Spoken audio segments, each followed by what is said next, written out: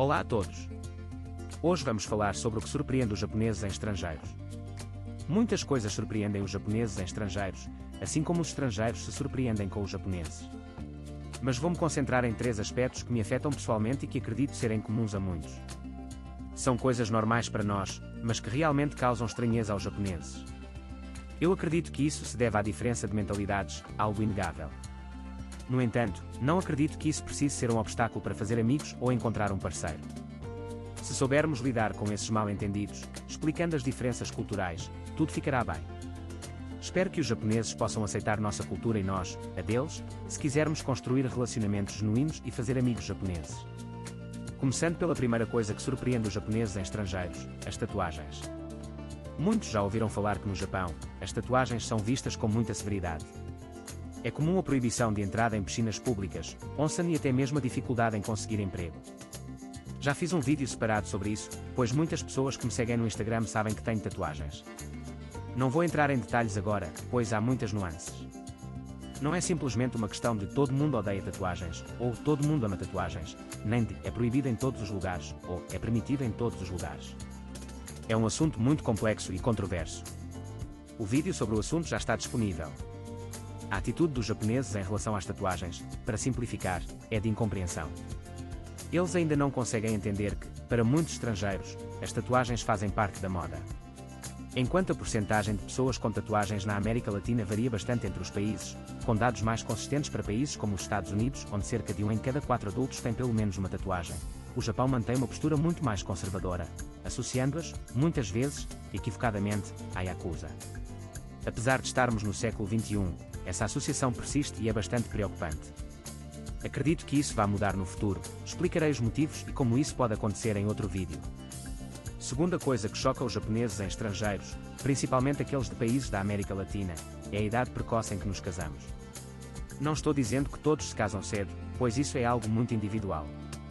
Mas, estatisticamente, a idade média do casamento em países como o Brasil é significativamente menor do que no Japão.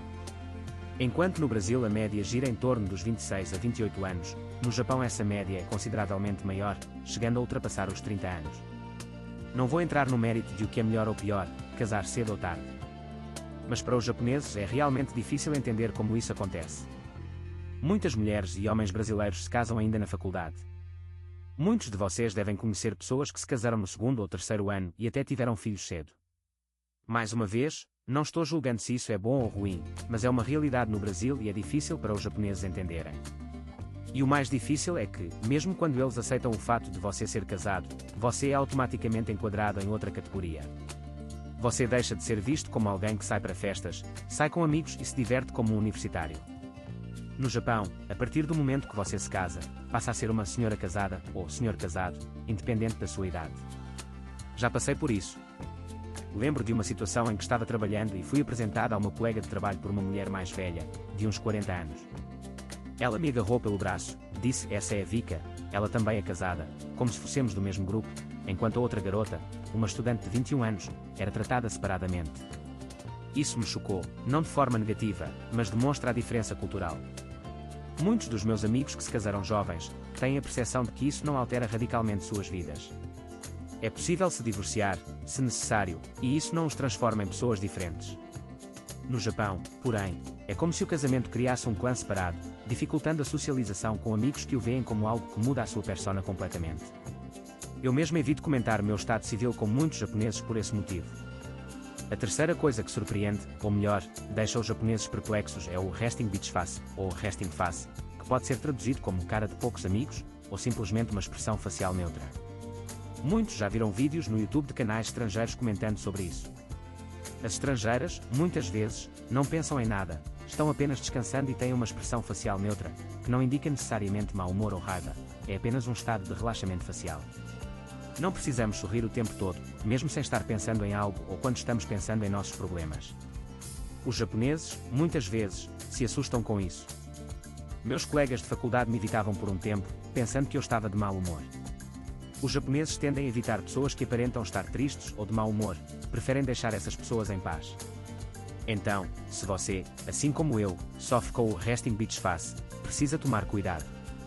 É preciso gerenciar essa expressão facial, pois ela pode afastar os japoneses. Aliás, a Sumi-chan, que costuma aparecer em meus vídeos, tem um perfil europeu, e assim como eu, demonstra quando está cansada, sem forçar um sorriso. Nós nos damos muito bem por causa da similaridade dos nossos temperamentos, ela não se assusta com minha expressão facial neutra. Mas isso não é uma regra geral para os japoneses. Espero que, com essas 3 explicações, os mal-entendidos com os japoneses diminuam. Sempre expliquei que se trata de diferenças culturais.